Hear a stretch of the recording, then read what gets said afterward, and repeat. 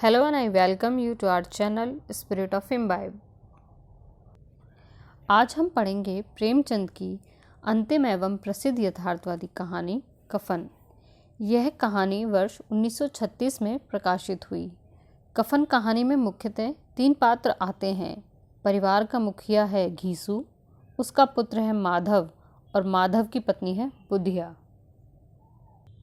चलिए तो कहानी की ओर चलते हैं। झोंपड़े के द्वार पर बाप और बेटा दोनों एक बुझे हुए अलाव के सामने चुपचाप बैठे हुए थे और अंदर बेटे की जवान बीवी बुधिया प्रसव वेदना में पछाड़ खा रही थी। रह रहकर उसके मुंह से ऐसी दिल हिला देने वाली आवाज़ निकलती थी कि दोनों कलेजा थाम लेते थे। जाड़ों की रात थी, प्रकृति सन्नाटे में डूबी हुई, सारा गांव अंधकार में लय हो गया था। घीसू ने कहा, मालूम होता है बचेगी नहीं, सारा दिन दौड़ते हो गया, जा देख तो आ। माधव चिढ़कर बोला, मरना ही है तो जल्दी क्यों नहीं मर जाती, देखकर क्या करूं। तू बड़ा बेदर्द है बे, साल भर जिसके साथ सुख चैन से रहा उसी के साथ इतनी बेवफाई। तो मुझसे तो उसका तड़पना और हाथ पांव पटकना नहीं देखा जाता।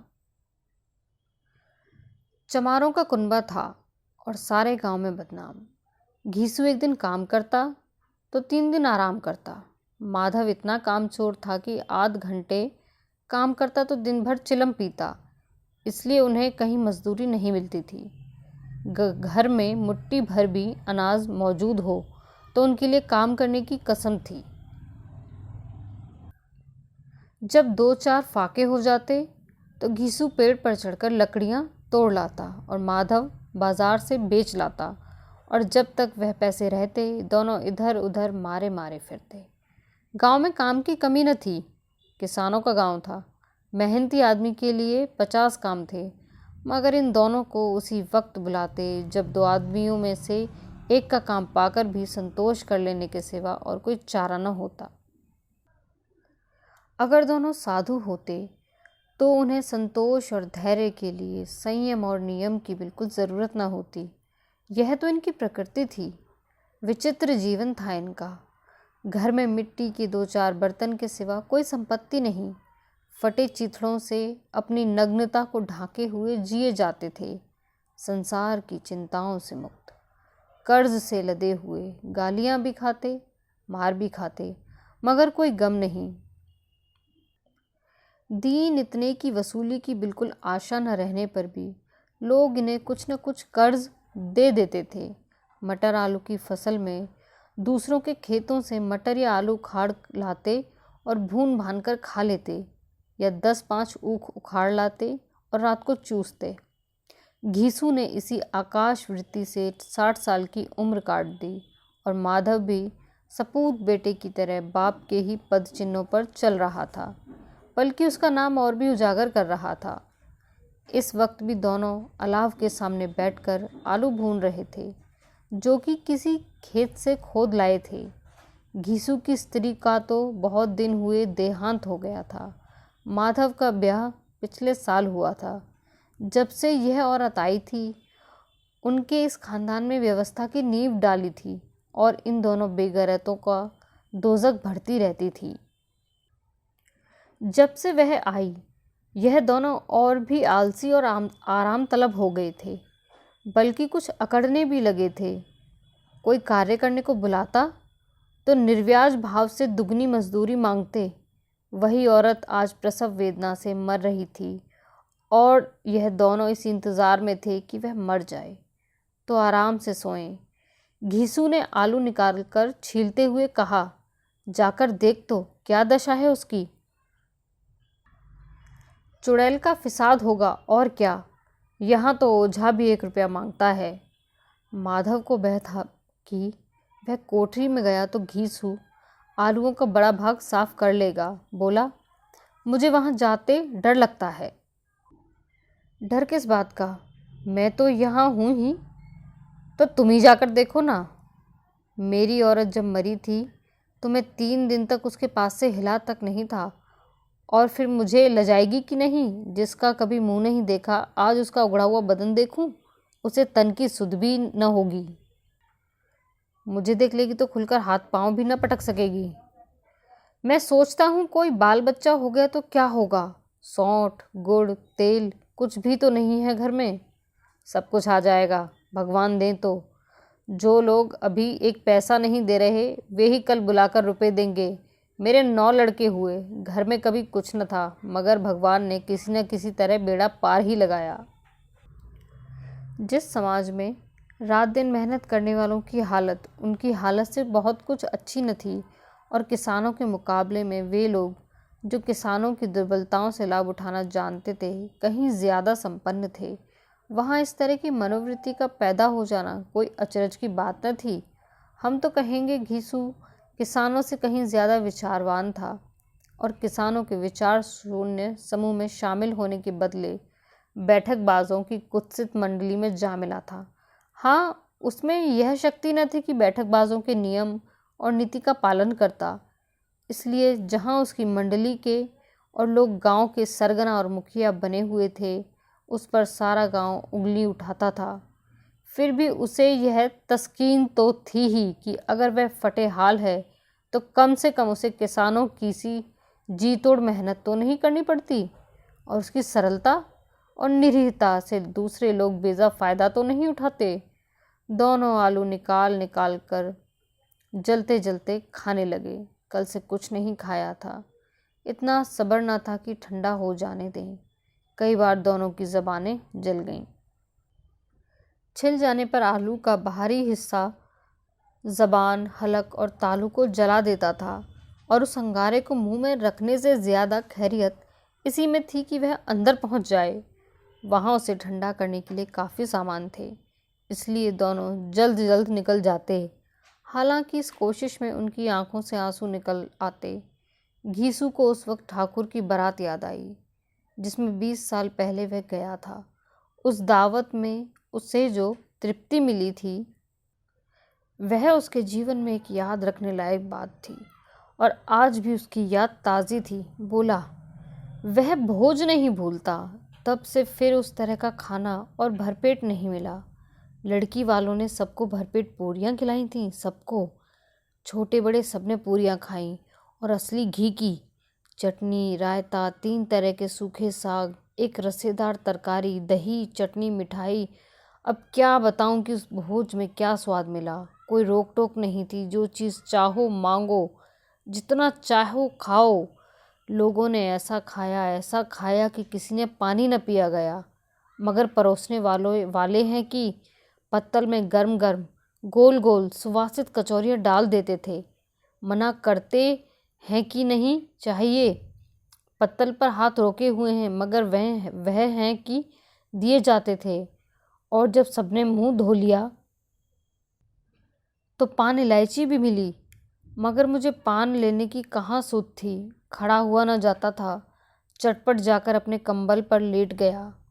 ऐसा दिल दरियाव था वह ठाकुर। माधव ने इन पदार्थों का मन ही मन मज़ा लेते हुए कहा, अब हमें ऐसा भोज नहीं खिलाता कोई। अब कोई क्या खिलाएगा, वह ज़माना दूसरा था। अब तो सबको किफ़ायत सूझती है। शादी ब्याह में मत खर्च करो, क्रियाक्रम में मत खर्च करो। पूछो, गरीबों का माल बटोर बटोर कर कहाँ रखोगे। बटोरने में तो कमी नहीं है, हाँ खर्च में किफ़ायत सूझती है। तुमने 20 पूरियाँ खाई होंगी। 20 से ज़्यादा खाई थीं। मैं 50 खा जाता। 50 से कम मैंने न खाई होंगी। अच्छा पका था। तू तो मेरा आधा भी नहीं है। आलू खाकर दोनों ने पानी पिया, और वहीं अलाव के सामने अपनी धोतियाँ ओढ़कर पाँव पेट में डालकर सो रहे, जैसे 2 बड़े बड़े अजगर गुंडेलियाँ मारकर पड़े हों, और बुधिया अभी तक कराह रही थी। सवेरे माधव ने कोठरी में जाकर देखा तो उसकी स्त्री ठंडी हो गई थी। उसके मुंह पर मक्खियाँ भिनक रही थीं। पथराई हुई आंखें ऊपर टंगी हुई थीं। सारी देह धूल से लथपथ हो रही थी। उसके पेट में बच्चा मर गया था। माधव भागा हुआ घीसू के पास आया। फिर दोनों जोर जोर से हाय हाय करने और छाती पीटने लगे। पड़ोस वालों ने यह रोना धोना सुना तो दौड़ते हुए आए और पुरानी मर्यादा के अनुसार इन अभागों को समझाने लगे, मगर ज़्यादा रोने पीटने का अवसर न था। कफन की और लकड़ी की फिक्र करनी थी। घर में तो पैसा इस तरह गायब था जैसे चील के घोंसले में मांस। बाप बेटे रोते हुए गांव के ज़मींदार के पास गए। वह इन दोनों की सूरत से नफरत करते थे। कई बार इन्हें अपने हाथों से पीट चुके थे। चोरी करने के लिए, वादे पर काम न आने के लिए। पूछा, क्या है बे घिसुआ, रोता क्यों है? अब तो तू कहीं दिखाई भी नहीं देता। मालूम होता है इस गांव में रहना नहीं चाहता। घीसू ने ज़मीन पर सिर रखकर आंखों में आंसू भरे हुए कहा, सरकार, बड़ी विपत्ति में हूँ। माधव की घरवाली रात को गुजर गई। रात भर तड़पती रही सरकार। हम दोनों उसके सिरहाने बैठे रहे। दवा दारू जो कुछ हो सका सब कुछ किया। मुदा वह हमें दगा दे गई। अब कोई एक रोटी देने वाला भी न रहा। मालिक तबाह हो गए, घर उजड़ गया। आपका गुलाम हूँ। अब आपके सिवा कौन उसकी मिट्टी पार लगाएगा? हमारे हाथ में तो जो कुछ था वह सब तो दवा दारू में उड़ गया। सरकार की ही दया है तो उसकी मिट्टी उठेगी। आपके सिवा किसके द्वार पर जाऊं? जमींदार साहब दयालु थे, मगर घिसू पर दया करना काले कंबल पर रंग चढ़ाना था। जी में तो आया कह दें, चल दूर हो यहाँ से। यूँ तो बुलाने से भी नहीं आता। आज जब गरज पड़ी तो आकर खुशामद कर रहा है। हरामखोर कहीं का, बदमाश। लेकिन यह क्रोध या दंड देने का अवसर न था। जी में कुड़ते हुए 2 रुपये निकालकर फेंक दिए, मगर सांत्वना का एक शब्द भी मुंह से न निकला। उसकी तरफ ताकत तक नहीं, जैसे सिर का बोझ उतारा हो। जब जमींदार साहब ने 2 रुपये दिए तो गांव के बनी महाजनों को इनकार का साहस कैसे होता। घीसू जमींदार के नाम का ढिंढोरा भी पीटना खूब जानता था। किसी ने 2 आने दिए, किसी ने 4 आने। 1 घंटे में घीसू के पास 5 रुपये की अच्छी कमाई जमा हो गई। कहीं से अनाज मिल गया, कहीं से लकड़ी, और दोपहर को घीसू और माधव बाजार से कफन लाने चले। इधर लोग बांस वांस काटने लगे। गांव की नर्म दिल स्त्रियां आ आकर लाश देखती थीं और उस बेकसी पर 2 बूंद गिराकर चली जाती थीं। बाजार में पहुंचकर घीसू बोला, लकड़ी तो उसके जलाने भर को मिल गई है, क्यों माधव? माधव बोला, हाँ लकड़ी तो बहुत है, अब कफन चाहिए। तो चलो कोई हल्का सा कफन ले लें। हाँ और क्या, लाश उठते उठते रात हो जाएगी। रात को कफन कौन देखता है? कैसा बुरा रिवाज है कि जिसे जीते जी तन ढांकने को चीथड़ा भी ना मिले, उसके मरने पर नया कफन चाहिए। कफन लाश के साथ तो जल्द ही जाता है, और क्या रखा रहता है। यही 5 रुपये पहले मिलते तो कुछ दवा दारू कर लेते। दोनों एक दूसरे के मन की बात ताड़ रहे थे। बाजार में इधर उधर घूमते रहे। कभी इस दुकान पर गए, कभी उस दुकान पर। तरह तरह के कपड़े, रेशमी और सूती देखे, मगर कुछ जचा नहीं। यहाँ तक कि शाम हो गई। तब दोनों ने जाने कैसी देवी प्रेरणा से एक मधुशाला के सामने जा पहुँचे और जैसे किसी पूर्व निश्चित व्यवस्था से अंदर चले गए। वहाँ ज़रा देर तक दोनों असमंजस में खड़े रहे। फिर घीसू ने गद्दी के सामने जाकर कहा, साहू जी, एक बोतल हमें भी देना। उसके बाद कुछ चिखौना आया, तली हुई मछली आई, और दोनों बरामदे में बैठकर शांतिपूर्वक पीने लगे। कई कुंजियां ताबड़तोड़ पीने के बाद दोनों सरूर में आए। घीसू बोला, कफन लगाने से क्या मिलता, आखिर जल ही तो जाता, कुछ बहू के साथ तो न जाता। माधव आसमान की तरफ देखकर बोला, मानो देवताओं को अपनी निष्पापता का साक्षी बना रहा हो। दुनिया का दस्तूर है, नहीं लोग बामनों को हजारों रुपए क्यों दे देते। कौन देखता है परलोक में मिलता है या नहीं। बड़े आदमियों के पास धन है, फूकें, हमारे पास फूकने को क्या है। लेकिन लोगों को जवाब क्या दोगे? लोग पूछेंगे नहीं कफन कहाँ है। घीसू हंसा, अबे कह देंगे कि रुपया कमर से खिसक गए, बहुत ढूंढा, मिले नहीं। लोगों को विश्वास ना आएगा, लेकिन फिर वही रुपए देंगे। माधव भी हंसा। इस अनअपेक्षित सौभाग्य पर बोला, बड़ी अच्छी थी बेचारी, मरी तो खूब खिला पिलाकर। आधी बोतल से ज़्यादा उड़ गई। घीसू ने 2 सिर पूरियां मंगाईं। चटनी, अचार, कलेजियाँ। शराब खाने के सामने ही दुकान थी। माधव लपककर 2 पत्तलों में सारे सामान ले आया। पूरा 1.5 रुपया खर्च हो गया। सिर्फ थोड़े से पैसे बचे रहे। दोनों इस वक्त इस शान में बैठे पूरियां खा रहे थे जैसे जंगल में कोई शेर अपना शिकार उड़ा रहा हो। न जवाबदेही का खौफ था, न बदनामी की फिक्र। इन सब भावनाओं को उन्होंने बहुत पहले ही जीत लिया था। घीसू दार्शनिक भाव से बोला, हमारी आत्मा प्रसन्न हो रही है तो क्या उसे पुण्य न होगा? माधव ने श्रद्धा से सिर झुकाकर तस्दीक की, ज़रूर से ज़रूर होगा। भगवान तुम अंतर्यामी हो, उसे बैकुंठ ले जाना। हम दोनों हृदय से आशीर्वाद दे रहे हैं। आज जो भोजन मिला वह कभी उम्र भर न मिला था।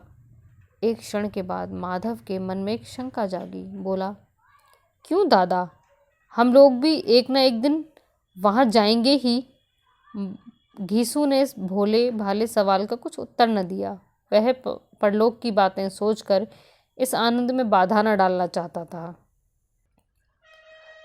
जो वहाँ हम लोगों से पूछे कि तुमने हमें कफन क्यों नहीं दिया तो क्या कहोगे? कहेंगे तुम्हारा सर। पूछेगी तो ज़रूर। तू कैसे जानता है कि उसे कफन न मिलेगा? तू मुझे ऐसा गधा समझता है? 60 साल के दुनिया में घास खोदता रहा हूँ, उसको कफन मिलेगा और बहुत अच्छा मिलेगा। माधव को विश्वास न आया और बोला, कौन देगा? रुपए तो तुमने चट कर दिए, वह तुम मुझसे पूछेगी। उसकी मांग में तो सेंदूर मैंने डाला था। कौन देगा, बताते क्यों नहीं? वही लोग देंगे जिन्होंने अब की दिया। हाँ, अब की रुपए हमारे हाथ न आएंगे। ज्यों ज्यों अंधेरा बढ़ता था और सितारों की चमक तेज़ होती थी, मधुशाला की रौनक भी बढ़ती जाती थी। कोई गाता था, कोई डींग मारता था, कोई अपनी संगी के गले लिपट जाता था, कोई अपने दोस्त के मुंह में कुल्हड़ लगाए देता था। वहाँ के वातावरण में सरूर था, हवा में नशा। कितने तो यहाँ आकर एक चुल्लू में मस्त हो जाते थे। शराब से ज़्यादा यहाँ की हवा उन पर नशा करती थी। जीवन की बाधाएं यहाँ खिंच लाती थीं और कुछ देर के लिए यह भूल जाते थे कि वे जीते हैं या मरते हैं, या न जीते हैं न मरते हैं। और यह दोनों बाप बेटा अब भी मज़े ले लेकर चुस्कियाँ ले रहे थे। सबकी निगाहें इनकी ओर जमी हुई थी। दोनों कितने भाग्य के बली हैं। पूरी बोतल बीच में है।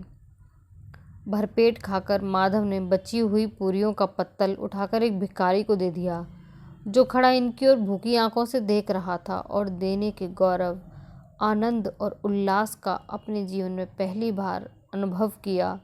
घीसू ने कहा, ले जा, खूब खा और आशीर्वाद दे। जिसकी कमाई है वह तो मर गई, मगर तेरा आशीर्वाद उसे ज़रूर पहुँचेगा। रोए रोए से आशीर्वाद दो, बड़ी गाड़ी कमाई के पैसे हैं। माधव ने फिर आसमान की तरफ देखकर कहा, वह बैकुंठ में जाएगी दादा, बैकुंठ की रानी बनेगी। घीसू खड़ा हो गया और जैसे उल्लास की लहरों में तैरता हुआ बोला, हाँ बेटा, बैकुंठ में जाएगी। किसी को सताया नहीं, किसी को दबाया नहीं, मरते मरते हमारी ज़िंदगी की सबसे बड़ी लालसा पूरी कर गई। वह न बैकुंठ जाएगी तो क्या ये मोटे मोटे लोग जाएंगे, जो गरीबों को दोनों हाथ से लूटते हैं और अपने पाप को धोने के लिए गंगा में नहाते हैं और मंदिरों में जल चढ़ाते हैं? श्रद्धालुता का यह रंग तुरंत ही बदल गया। अस्थिरता नशे की खासियत है। दुख और निराशा का दौरा हुआ। माधव बोला, मगर दादा, बेचारी ने ज़िंदगी में बड़ा दुख भोगा, कितना दुख झेलकर मरी। वह आंखों पर हाथ रखकर रोने लगा, चीखें मार मार कर। घीसू ने समझाया, क्यों रोता है बेटा? खुश हो कि वह माया जाल से मुक्त हो गई, जंजाल से छूट गई। बड़ी भाग्यवान थी जो इतनी जल्द माया मोह के बंधन तोड़ दिए। और दोनों खड़े होकर गाने लगे, ठगनी क्यों नैना झमकावे ठगनी। पियक्कड़ों की आंखें इनकी ओर लगी हुई थी और दोनों अपने दिल में मस्त गाए जाते थे। फिर दोनों नाचने लगे, उछले भी, कूदे भी, गिरे भी, मटके भी, भाव भी बताए, अभिनय भी किए और आखिर नशे में मदमस्त होकर वहीं गिर पड़े। इस प्रकार कहानी का अंत होता है। मिलते हैं अगली कहानी के साथ। Keep watching. Thank you.